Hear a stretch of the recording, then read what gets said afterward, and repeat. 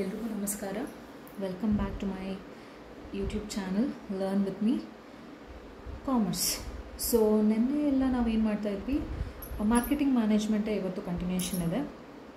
So strategies ಹೆಂಗೆ formulate ಮಾಡಬೇಕು, implement ಮಾಡಬೇಕು, ಸ್ಟ್ರಾಟಜೀಸ್ ಬಗ್ಗೆ ನಾವು ನೋಡ್ತಾ ಇದ್ವಿ. ಸೊ ನಮಗೆ ಇಂಪ್ಲಿಮೆಂಟೇಷನ್ ಆ್ಯಂಡ್ ಇವ್ಯಾಲ್ಯೂಯೇಷನ್ ಆಫ್ ಸ್ಟ್ರಾಟಜೀಸ್ವರೆಗೂ ಕಂಪ್ಲೀಟ್ ಆಗಿತ್ತು. ಸೊ ಇವತ್ತು ನಾವು ಪ್ರಾಡಕ್ಟ್ ಡಿಸಿಷನ್ಗೆ ಸ್ಟಾರ್ಟ್ ಮಾಡ್ಕೊಳ್ಳೋಣ. ಪ್ರಾಡಕ್ಟ್ಸ್ ಬಗ್ಗೆ ನಾವು ತಿಳ್ಕೊಳ್ಳೋಕೆ ಸ್ಟಾರ್ಟ್ ಮಾಡ್ಕೊಳ್ಳೋಣ. ಸೆಗ್ಮೆಂಟೇಷನ್, ಕನ್ಸ್ಯೂಮರ್ ಸೆಗ್ಮೆಂಟೇಷನ್ ಬಗ್ಗೆ ಎಲ್ಲ ತಿಳ್ಕೊಳ್ಳೋಕ್ಕೆ ಸ್ಟಾರ್ಟ್ ಮಾಡೋಣ ಇವತ್ತು. ಎಸ್, ಫಸ್ಟ್ ಬಂದ್ಬಿಟ್ಟು ಪ್ರಾಡಕ್ಟ್ ಡಿಸಿಷನ್. ಪ್ರಾಡಕ್ಟ್ ಡಿಸಿಷನ್ ಅಂತಂದರೆ, ಪ್ರಾಡಕ್ಟ್ ಅಂದರೆ ಏನು? ಫಸ್ಟ್ ಆಫ್ ಆಲ್ ಅಂದರೆ it is a item for sale, which is for sale. Okay, it might be goods or services. ಅದು ಗೂಡ್ಸ್ ಆದರೂ ಆಗಿರ್ಬೋದು, ಸರ್ವಿಸ್ ಆದರೂ ಆಗಿರ್ಬೋದು, ಅದನ್ನು ನಾವು ಪ್ರಾಡಕ್ಟ್ ಅಂತ ಕರಿತೀವಿ. Next, it is made of cost and sold at price. So ನಮಗೆ ಕಾಸ್ಟಿಗೆ ಪ್ರೈಸಿಗೆ ಡಿಫ್ರೆನ್ಸ್ ಗೊತ್ತಿರಬೇಕು. ಕಾಸ್ಟ್ ಅಂತಂದರೆ ನಾವಿನ್ನು ಪ್ರೊಡಕ್ಷನ್ ಮಾಡಬೇಕಾದಾಗ ಎಕ್ಸ್ಪೆನ್ಸಸ್ ನಾವೇನು ಬೇರ್ ಮಾಡ್ತೀವಲ್ಲ, ಅದನ್ನು ನಾವು ಕಾಸ್ಟ್ ಅಂತ ಕರಿತೀವಿ. ಫುಲ್ ಕಂಪ್ಲೀಟ್ ಒಂದು ಪ್ರಾಡಕ್ಟ್ ಆದಮೇಲೆ ನಮಗೆ ಬಂದು ನಾವು ಇವಾಗ ಸೇಲ್ ಮಾಡ್ತೀವಿ ಅಂತ ಹೇಳ್ತೀವಲ್ಲ, so that is called as price. ನಾವು ಸೇಲ್ ಮಾಡ್ತೀವಿ ಅಲ್ಲ, ಇದು ಕಸ್ಟಮರ್ಸ್ಗೆ, ಕನ್ಸ್ಯೂಮರ್ಸ್ಗೆ, ಆ ವ್ಯಾಲ್ಯೂನ ನಾವು ಪ್ರೈಸ್ ಅಂತ ಕರಿತೀವಿ. ಈ ಪ್ರಾಡಕ್ಟ್ ಮ್ಯಾನುಫ್ಯಾಕ್ಚರ್ ಮಾಡೋಕ್ಕೆ ನಮ್ಗೆ ಏನೇನು ಬೇಕಾಗಿರುತ್ತಲ್ವ, ಆ ಟೈಮಲ್ಲಿ ಎಕ್ಸ್ಪೆನ್ಸಸ್ ಆಗಿರುತ್ತಲ್ಲ, that is called as cost. So this is the difference between cost and price. So ಅದೇ ಹೇಳ್ತಿದ್ದಾರೆ ಇಲ್ಲಿ, made of cost and sold at price ಅಂತ. Next, following characteristics are important for the product. ಏನು ಅಂತಂದರೆ, a product needs to be communicated. Yes or no?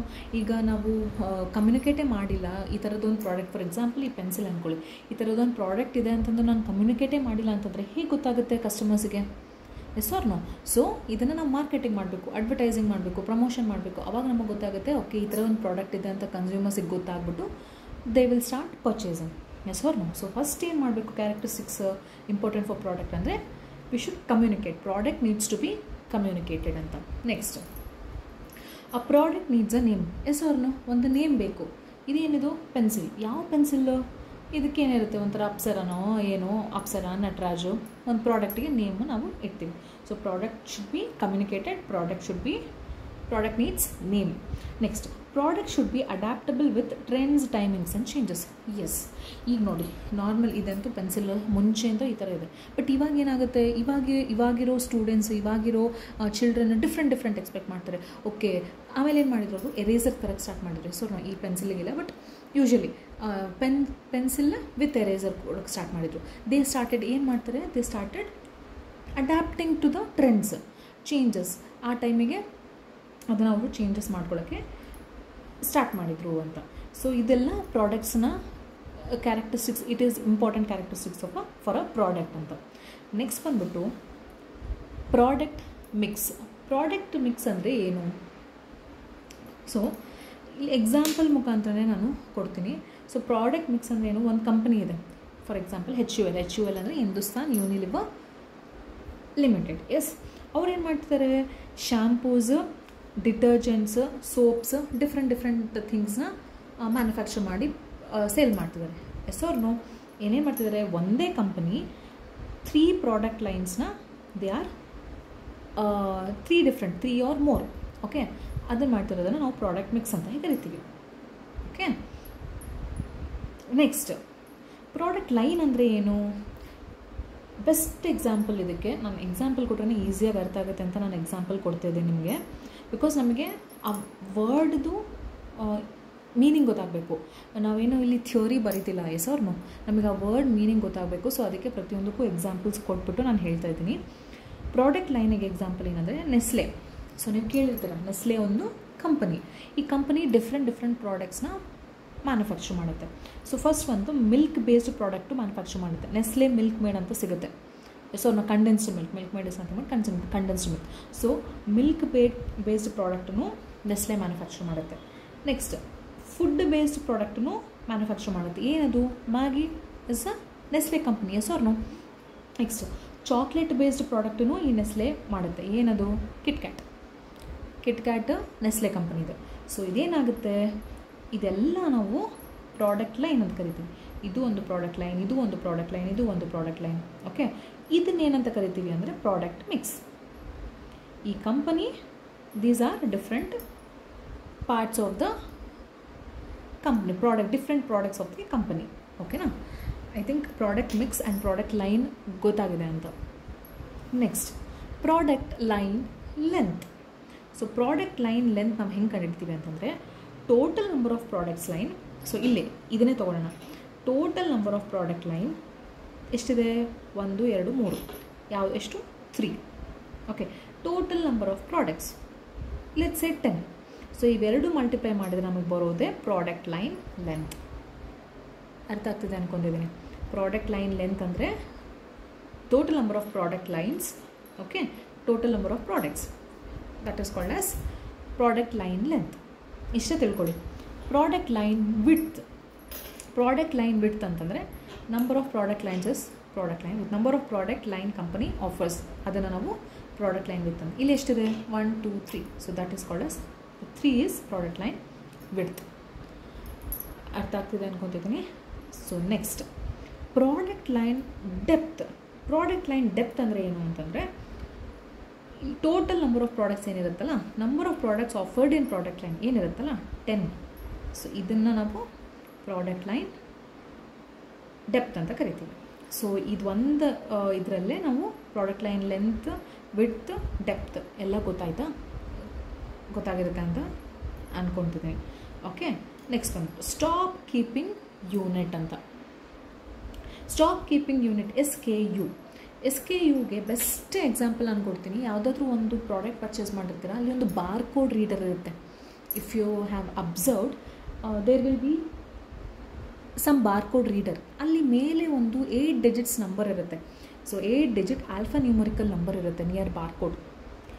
So ಅದನ್ನು ನಾವು ಯಾಕಿರುತ್ತೆ ಅಂತಂದರೆ ಅದನ್ನು ಸ್ಟಾಕ್ನ ಅವರು ಇಂಟರ್ನಲ್ ಸ್ಟಾಕ್ ಎಷ್ಟಿದೆ ಏನು ಅಂತ ಗೊತ್ತಾಗುತ್ತೆ. A number that retailers assign to the products to keep track of stock. ಆ ನಂಬರ್ ಯಾಕೆ ಕೊಟ್ಟಿರ್ತಾರೆ ಅಂದರೆ ಅವರು ಆ ಸ್ಟಾಕ್ ಡೀಟೇಲ್ಸ್ ಇಂಟರ್ನಲ್ ಆಗಿ ಎಷ್ಟಿದೆ ಏನು ಅಂತ ತಿಳ್ಕೊಳ್ಳೋಕ್ಕೆ ಆ ನಂಬರ್ ಕೊಟ್ಟಿರ್ತಾರೆ. So that is called as stock keeping unit. So it will be of 8, usually 8 digits alpha numeric ಸೀರೀಸಲ್ಲಿ ಇರುತ್ತೆ. ಎಲ್ಲಿರುತ್ತೆ ಅಂದರೆ ಬಾರ್ಕೋಡ್ ರೀಡರ್ ಇರುತ್ತಲ್ಲ, ಬಾರ್ಕೋಡ್ ರೀಡರ್ ಮೇಲೆ. Okay. So this is product decisions ಬಗ್ಗೆ ನೋಡಿದ್ವಿ. ನೆಕ್ಸ್ಟ್ ಬಂದುಬಿಟ್ಟು ಮಾರ್ಕೆಟರ್ಸ್ ಯೂಶಲಿ ಫಾಲೋ 2 ಅಪ್ರೋಚಸ್ ಅಂತೆ. ಸೊ ಯೂಶಲಿ 2 ಅಪ್ರೋಚಸ್ ಫಾಲೋ ಮಾಡ್ತಾರೆ. ಯಾವ್ದು ಅಂದರೆ concentration strategy, multi segment strategy. So concentration strategy and multi segment strategy. Concentration strategy ಅಂದರೆ ಒಂದು ಸಿಂಗಲ್ ಮಾರ್ಕೆಟ್ ಸೆಗ್ಮೆಂಟ್ ಮೇಲೆ ಅವರು ಫೋಕಸ್ ಮಾಡಿರ್ತಾರೆ. So that is called as concentration strategy, focused on single market segment. Multi segment strategy ಅಂದರೆ obviously focused on 2 or more segments at the same time with separate strategy. ಇವಾಗ for example Nestle ಅವರು chocolate ಮಾಡ್ತಿದ್ದಾರೆ, ಮ್ಯಾಗಿನೂ ಮಾಡ್ತಿದ್ದಾರೆ. ಮ್ಯಾಗಿಗೆ use ಮಾಡೋ ಸ್ಟ್ರಾಟಜಿನ ಚಾಕ್ಲೇಟಿಗೆ use ಮಾಡಿದ್ರೆ workout ಆಗುತ್ತಾ? ಇಲ್ಲ. ಸೊ ಅವ್ರೇನು ಮಾಡ್ತಾರೆ, ಅವರು ಎರಡೂ ಮಾಡ್ತಾರೆ. They focus on both product. Maggi ಮೇಲೂ ಫೋಕಸ್ ಮಾಡ್ತಾರೆ, ಕಿಟ್ಕೆಟ್ ಮೇಲೂ ಫೋಕಸ್ ಮಾಡ್ತಾರೆ, but with different strategy for each segment. ಅರ್ಥ ಆಯ್ತಾ? So this is marketers usually follow 2 approaches.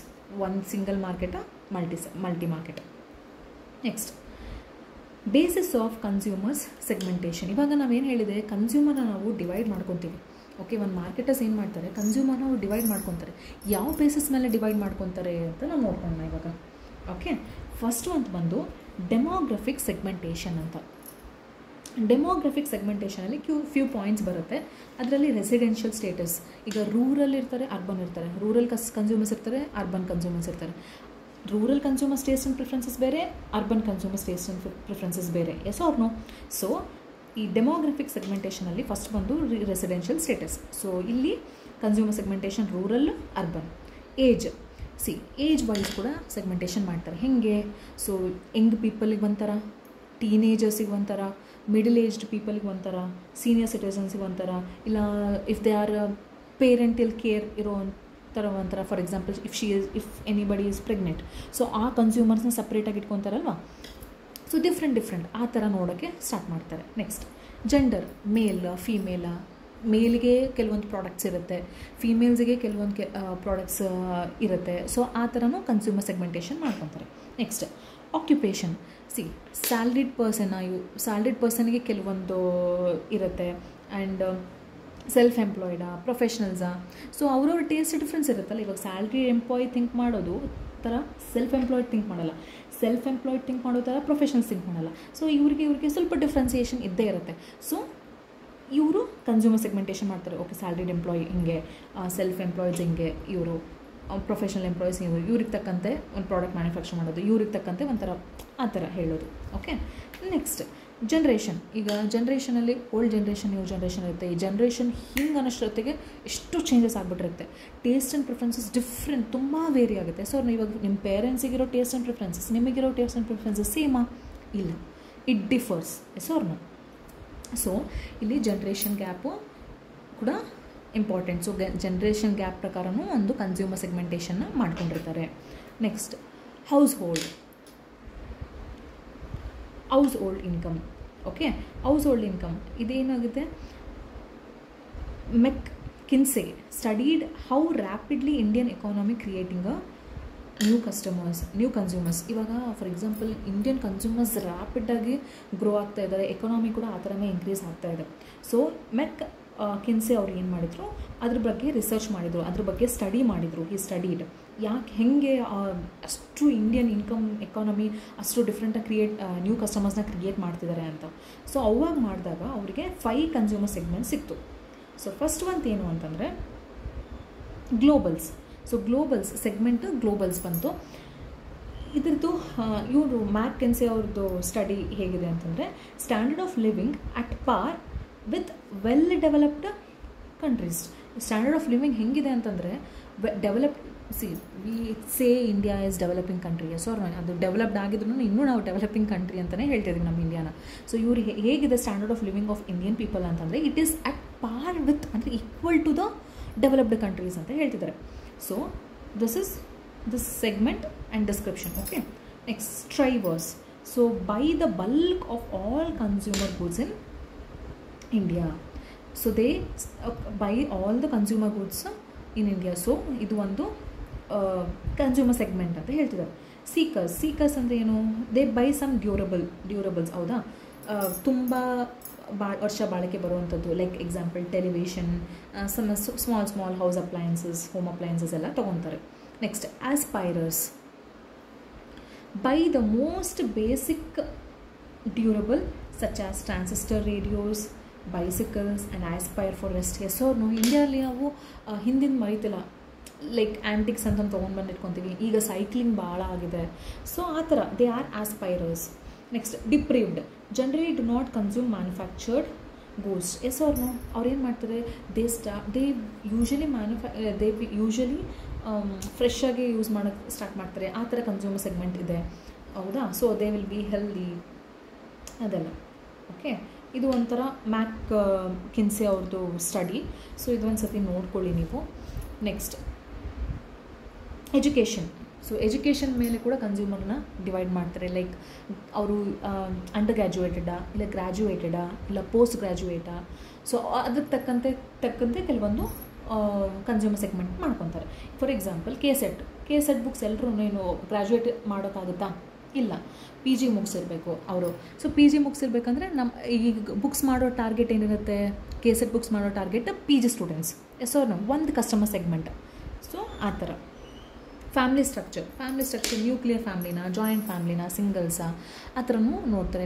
Nuclear ಫ್ಯಾಮಿಲಿಗೆ ಬೇಕಾಗಿರೋ ಪ್ರಾಡಕ್ಟ್ಸ್ ಕನ್ಸ್ಯೂಮರ್ ಸೆಗ್ಮೆಂಟೇ ಒಂಥರ, ಜಾಯಿಂಟ್ ಫ್ಯಾಮಿಲಿಗೆ ಒಂಥರ, ಸಿಂಗಲ್ಸ್ ಇರೋರಿಗೆ ಒಂಥರ, ಆ ಥರ. ಸೊ ಇದೆಲ್ಲ ಡೆಮೋಗ್ರಫಿಕ್ ಸೆಗ್ಮೆಂಟೇಷನಲ್ಲಿ ಬರುತ್ತೆ.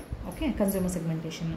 ನೆಕ್ಸ್ಟ್ ಜಿಯೋಗ್ರಫಿಕ್ ಸೆಗ್ಮೆಂಟೇಷನಲ್ಲಿ ನಮಗೆ ಕೆಲವೊಂದು ಬರುತ್ತೆ. ಜಿಯೋಗ್ರಫಿ ಅಂದ ತಕ್ಷಣ ನಮಗೇನು ಬರುತ್ತೆ, ಕ್ಲೈಮೇಟ್ ಗೊತ್ತಾಗುತ್ತೆ, ನ್ಯಾಚುರಲ್ ರಿಸೋರ್ಸಸ್ ಗೊತ್ತಾಗುತ್ತೆ, ಡೈರೆಕ್ಷನ್ಸ್ ಏನೇನಿದೆ, directions north, south, east, west, central, 5 types of ಡೈರೆಕ್ಷನಲ್ಲಿ ಗೊತ್ತಾಗುತ್ತೆ. ಟೆರೈನ್ ಅಂತಂದರೆ ಇವಾಗ land type. For example hilly ಇದೆನಾ, ಅಥವಾ ಫ್ಲ್ಯಾಟ್ ಇದೆನಾ, ಸ್ಲೋಪ್ ಸ್ಲೋಪಿ ಇದೆದಾ ಜಿಯೋಗ್ರಫಿಕಲ್ ಸೆಗ್ಮೆಂಟೇಷನ್ ಆ ಥರ ಹೀಗೆ. ಬೆಸ್ಟ್ ಎಕ್ಸಾಂಪಲ್ ಏನಂತಂದರೆ, ಈಗ ಫಾರ್ ಎಕ್ಸಾಂಪಲ್ ಉತ್ತರ ಕರ್ನಾಟಕ ಎಲ್ಲ ರೊಟ್ಟಿ ಜಾಸ್ತಿ ತಿಂತಾರೆ, ಎಸೋರು. ಸೊ ಜೋಳ ಜಾಸ್ತಿ ಇಲ್ಲಿ ಬೆಳೀತಾರೆ. ಸ್ವಲ್ಪ ಆ ಕಡೆ ಸೈಡ್ ನಮ್ಮ ಇದ್ರ ಸೈಡ್ ಹೋದರೆ, ನಮ್ಮ ಬಳ್ಳಾರಿ ಕಡೆ ಆ ಕಡೆ ಎಲ್ಲ ಹೋದರೆ, ಸೊ ಅಲ್ಲಿ ಏನಿರುತ್ತೆ ಜಾಸ್ತಿ ಏನು ಬೆಳೀತಾರೆ, ಅಕ್ಕಿ ಬೆಳೀತಾರೆ. ಓಕೆ, ಅಕ್ಕಿ ಬೆಳೀತಾರೆ. ಸೊ ಅಲ್ಲಿ ಅಕ್ಕಿ ಜಾಸ್ತಿ ತಿಂತಾರೆ. ಏನಾಗುತ್ತೆ ಜಿಯೋಗ್ರಫಿಕಲ್ ಸೆಗ್ಮೆಂಟೇಷನ್. ಇವಾಗ ಈ ಕಡೆ ಉತ್ತರ ಕರ್ನಾಟಕ ಸೈಡ್ ಬಂದುಬಿಟ್ಟು ಬೆಳಗಾವಿ ಆ ಕಡೆ ಎಲ್ಲ ಬಂದುಬಿಟ್ಟು ನಾವು ಬಿಜಾಪುರ ಬೆಳಗಾವಿ ಕಡೆ ಅಕ್ಕಿ ತೊಗೊತಾರಾ? ಇಲ್ಲ, ಜೋಳ ತೊಗೊತಾರೆ. So there is some geographical segmentation ಅಂತ ಹೇಳ್ತಾರೆ. ಸೊ ಮೇ ಬಿ ಈ ಎಕ್ಸಾಂಪಲ್ ಸೂಟಬಲ್ ಅನಿಸಿರುತ್ತೆ ಅಂತ ಅನ್ಕೋತೀನಿ. Next, ಸೈಕೋಗ್ರಾಫಿಕ್ segmentation. ಸೈಕೋಗ್ರಾಫಿಕ್ ಸೆಗ್ಮೆಂಟೇಷನಲ್ಲಿ 3 ಬರುತ್ತೆ. ಒಂದು motives R motivation.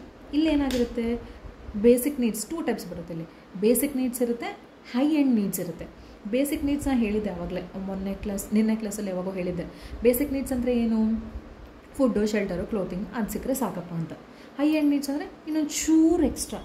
Okay, food ಸಿಕ್ಕಿದೆ, ಫುಡ್ ಈ ಥರ ಫುಡ್ಡೇ ಸಿಗಬೇಕು, ಒಂದು ಕ್ಲೋತ್ ಬ್ರ್ಯಾಂಡೆಡ್ ಕ್ಲೋತೇ ಇರಬೇಕು, ಆ ಥರ ಹೈ ಎಂಡ್ ನೀಡ್ಸ್. ಸೊ ಇಲ್ಲೇನಾಗುತ್ತೆ, ಈ ಥರ ಕಸ್ಟಮರ್ಸ್ ಇರ್ತಾರೆ. ಇಲ್ಲಿ ಬೇಸಿಕ್ ನೀಡ್ಸ್ ಫುಲ್ಫಿಲ್ ಮಾಡ್ಕೊಳೋ ಕಸ್ಟಮರ್ ಸೆಗ್ಮೆಂಟೇ ಬೇರೆ ಇರುತ್ತೆ. ಇದು ಫುಲ್ಫಿಲ್ ಆಗಿ ನೆಕ್ಸ್ಟ್ ಲೆವೆಲ್ ಕಸ್ಟಮರ್ಸ್ ಇರ್ತಾರಲ್ಲ, ಅವ್ರ ಸೆಗ್ಮೆಂಟೇ ಬೇರೆ ಇರುತ್ತೆ. Yes or no? Yes. Next, lifestyle ಅಂತಂದರೆ ಸೊ ಟ್ರೆಡಿಷ್ನಲ್ಲ, ಮಾಡರ್ನ, ಆ ಥರ ಅದ್ರ ಮೇಲೂ ಕೂಡ ಕಸ್ಟಮರ್ಸ್ನ ಅವರು ಡಿವೈಡ್ ಮಾಡ್ಕೋತಾರೆ. Next, attitude. So positive attitude ಹೆಂಗಿರುತ್ತೆ, ಪಾಸಿಟಿವ್ ಆಗಿರುತ್ತೆ. ನೆಗೆಟಿವ್ ಕಸ್ಟಮರ್ಸ್ ಇರ್ತಾರೆ, ನೆಗೆಟಿವ್ ಆ್ಯಟಿಟ್ಯೂಡ್ ಕಸ್ಟಮರ್ಸ್ ಇರ್ತಾರೆ. ಸೊ ಇಂಡಿಫ್ರೆಂಟ್ ಇರ್ತಾರೆ. ಸೊ ಇದಕ್ಕೆಲ್ಲನೂ ಯೋಚನೆ ಮಾಡೋರು ಏನಂತಾರೆ, ಕನ್ಸ್ಯೂಮರ್ ಸೆಗ್ಮೆಂಟೇಷನ್ ಅವರು ಮಾಡ್ಕೊತಾರೆ.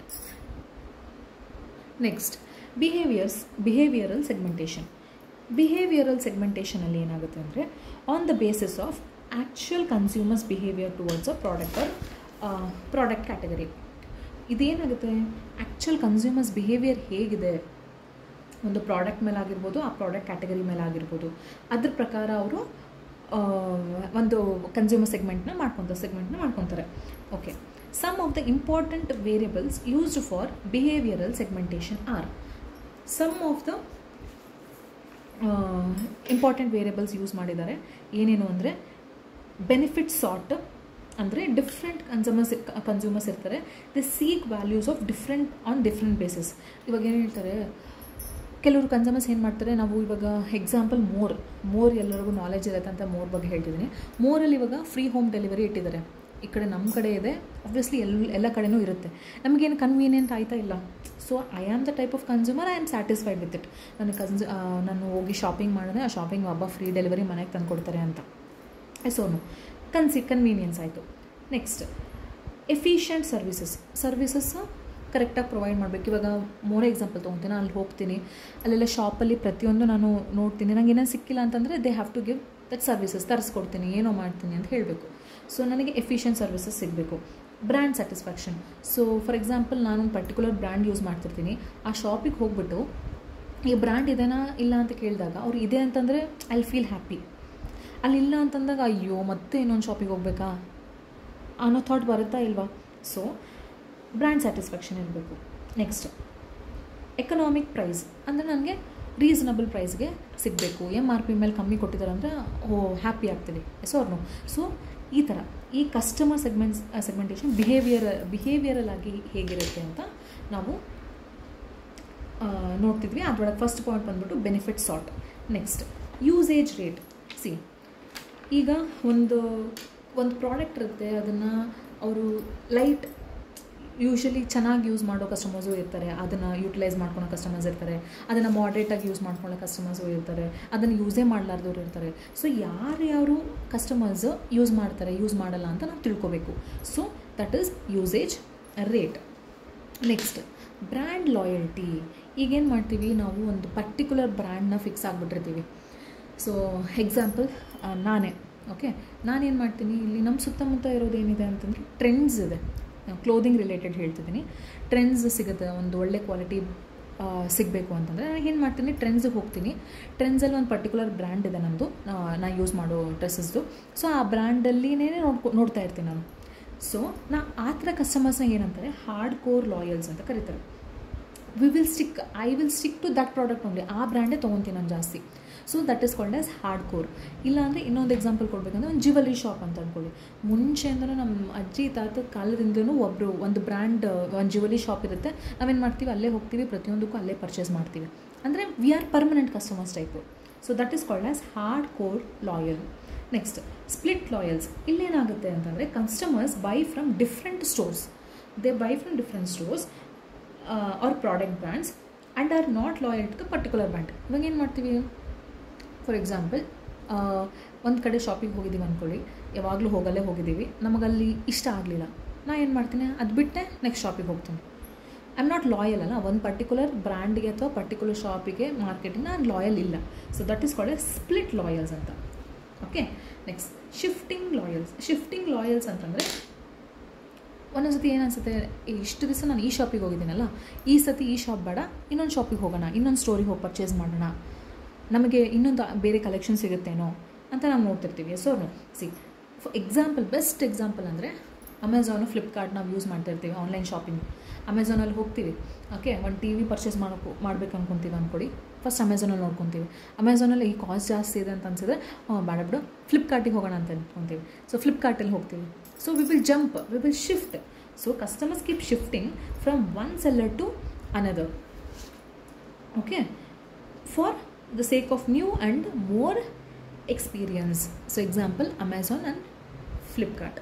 ಓಕೆ, ನೆಕ್ಸ್ಟ್ ಸ್ಟೋರ್ ವಿಸಿಟ್ ಮಾಡ್ತಾರೆ, ಆ ಥರ ಕಸ್ಟಮರ್ ಸೆಗ್ಮೆಂಟು ಮಾಡ್ತಾರೆ. ಸ್ಟೋರ್ ವಿಸಿಟ್ ಮಾಡ್ತಿರ್ತಾರೆ, ನಾನ್ ವಿಸಿಟರ್ಸ್ ಇರ್ತಾರೆ, ವಿಸಿಟರ್ಸ್ ಇರ್ತಾರೆ, ರೆಗ್ಯುಲರ್ ವಿಸಿಟರ್ಸ್ ಇರ್ತಾರೆ. Based on that also consumer segment ಮಾಡ್ಕೊತಾರೆ.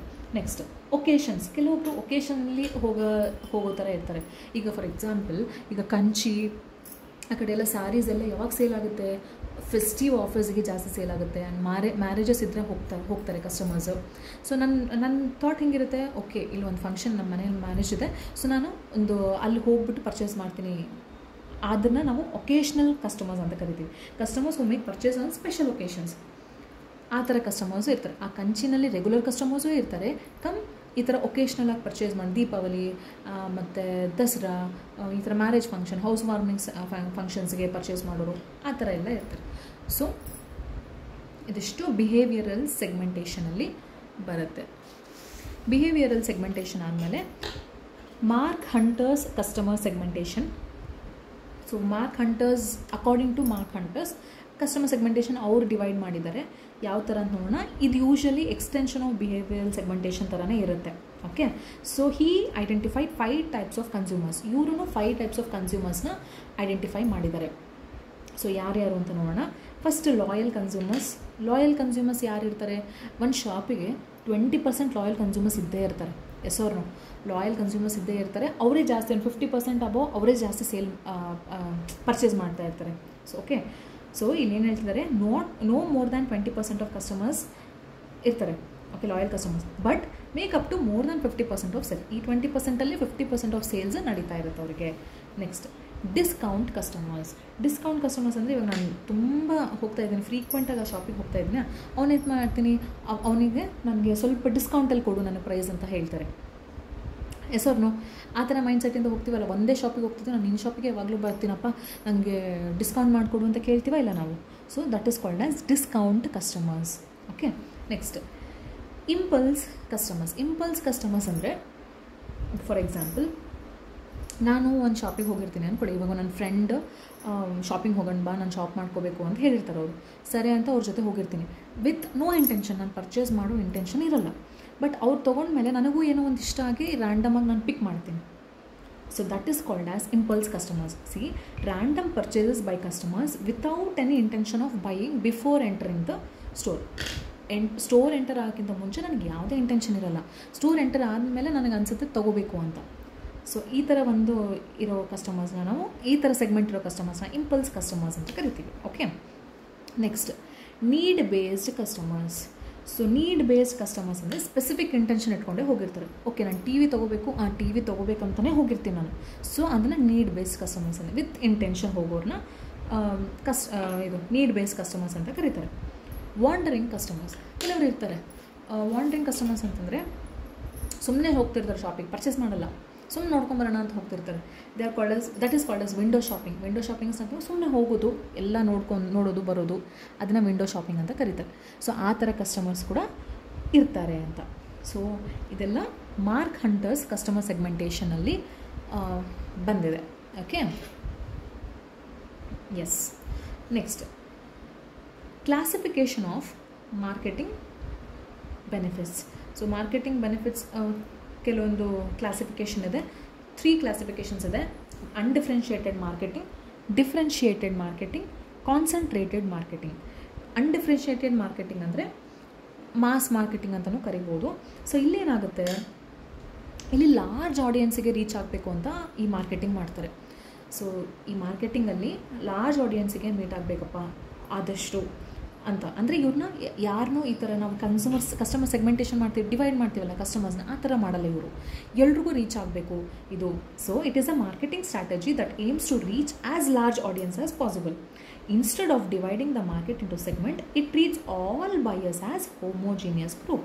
ಎಲ್ಲರೂ, ಫಾರ್ ಎಕ್ಸಾಂಪಲ್ ಯಾವುದೋ ಒಂದು ಇದು ಅಂದ್ಕೊಳ್ಳಿ, ಕೂಲ್ ಡ್ರಿಂಕ್ಸ್ ಮಾಜಾ ಅಂತ ಥಿಂಕ್ ಮಾಡಿ, ಯಾವುದೋ ಒಂದು ಫ್ರೂಟಿ ಥಿಂಕ್ ಮಾಡಿ. ಸೊ ಅದು ಲಾರ್ಜ್ ಆಡಿಯನ್ಸ್, ಯಾರಿಗೂ ಪರ್ಟಿಕ್ಯುಲರಾಗಿ ಇದೆಲ್ಲ ಡಿವೈಡ್ ಮಾಡ್ಕೊಂಡಿರಲ್ಲ ಅವ್ರ ಕಸ್ಟಮರ್ಸ್, ಎಲ್ರಿಗೂ ಅದು. ಬಿಕಾಸ್ ಯಾವ ಏಜ್ನವ್ರಾದ್ರೂ ತೊಗೊತಾರೆ, ಹೆಸರು ಜ್ಯೂಸ್. ಸೊ ಹಾಗೆ ಅದನ್ನು ಅಡ್ವರ್ಟೈಸ್ ಮಾಡ್ತಿರ್ತಾರೆ. That is called as undifferentiated marketing. Next, differentiated marketing ಅಂದರೆ ಆಬ್ವಿಯಸ್ಲಿ ಅವರು ಮಲ್ಟಿಪಲ್ ಸೆಗ್ಮೆಂಟ್ಸ್ ಮಾಡ್ಕೊಂಡಿರ್ತಾರೆ. It is a marketing strategy that involves creating campaigns that appeal to the multiple segment of a target audience. ಅವರು ಒಂದು particular audience ಇಟ್ಕೊಂಡಿರ್ತಾರೆ, ಅದ್ರ ಪ್ರಕಾರ ಅವರು marketing ಮಾಡ್ತಾರೆ. ನೆಕ್ಸ್ಟ್, ಕಾನ್ಸಂಟ್ರೇಟೆಡ್ ಮಾರ್ಕೆಟಿಂಗ್ ಅಂತ. ಕಾನ್ಸಂಟ್ರೇಟೆಡ್ ಮಾರ್ಕೆಟಿಂಗ್ ಅಂದರೆ it is a marketing strategy that focuses on the company's efforts on specific segment of the market. So ಅವರು specific segment of the market, ಇವಾಗ startups ಇರುತ್ತೆ ಅಂದ್ಕೊಳ್ಳಿ. ಸೊ ಅವ್ರು ಅದ್ರ ಮೇಲೆ ಕಾನ್ಸಂಟ್ರೇಟ್ ಮಾಡ್ತಾರೆ, ಆ ಒಂದು ಪರ್ಟಿಕ್ಯುಲರ್ ಸೆಗ್ಮೆಂಟ್ ಮೇಲೆ ಕಾನ್ಸಂಟ್ರೇಟ್ ಮಾಡ್ತಾರೆ. ಲೈಕ್ ಸ್ಮಾಲ್ ಬಿಸ್ನೆಸ್ ಆಗಿರ್ಬೋದು. ಈಗ ಒಂದು ಚಿಕ್ಕ ಸ್ಯಾರಿ ಶಾಪ್ ಇಟ್ಕೊಂಡಿದ್ದೀನಿ, ನಾನು ಸ್ಯಾರಿ ಶಾಪ್ ಬದಲು ಏನನ್ನು ಫುಟ್ವೇರ್ ಶಾಪ್ ಬಗ್ಗೆ ಯೋಚನೆ ಮಾಡೋಕ್ಕಾಗುತ್ತಾ? ಇಲ್ಲ. ಸೊ ಅವರು ಕಾನ್ಸಂಟ್ರೇಟೆಡ್ ಅಂದರೆ ಒಂದು ಸ್ಮಾಲ್ ಬಿಸ್ನೆಸ್ ಆಗಿರ್ಬೋದು, ಸ್ಟಾರ್ಟಪ್ ಆಗಿರ್ಬೋದು, ಪರ್ಟಿಕ್ಯುಲರ್ ಥಿಂಗ್ ಮೇಲೆ ಅವರು ಕಾನ್ಸಂಟ್ರೇಟ್ ಮಾಡೋದನ್ನು ನಾವು ಕಾನ್ಸಂಟ್ರೇಟೆಡ್ ಮಾರ್ಕೆಟಿಂಗ್ ಅಂತ ಕರಿತೀವಿ. I hope you all have understand it. So classification of marketing ಅಲ್ಲಿ 3: undifferentiated, differentiated and concentrated. So ಇವತ್ತಿಗೆ ಇಷ್ಟು ಸಾಕು. ಸೊ ನೆಕ್ಸ್ಟ್ ಇನ್ನೂ ಡಿಫ್ರೆಂಟ್ ಟಾಪಿಕ್ಸ್ ಜೊತೆ ಮತ್ತೆ ಬರ್ತೀನಿ. ಆ್ಯಂಡ್ ಇನ್ನೊಂದು 2-3 ಕ್ಲಾಸಸ್ ಆದಮೇಲೆ ನಾನು ಕ್ವೆಶನ್ಸ್ ಕೊಡೋಕ್ಕೆ ಸ್ಟಾರ್ಟ್ ಮಾಡ್ತೀನಿ, ಮಲ್ಟಿಪಲ್ ಚಾಯ್ಸ್ ಕ್ವೆಶನ್ಸ್. ಸೊ ನೀವು ಅದನ್ನು ಆನ್ಸರ್ ಮಾಡಿ. Okay, yes, thank you. ಮತ್ತೆ ಸಿಗೋಣ ನಾಳೆ. ಧನ್ಯವಾದಗಳು.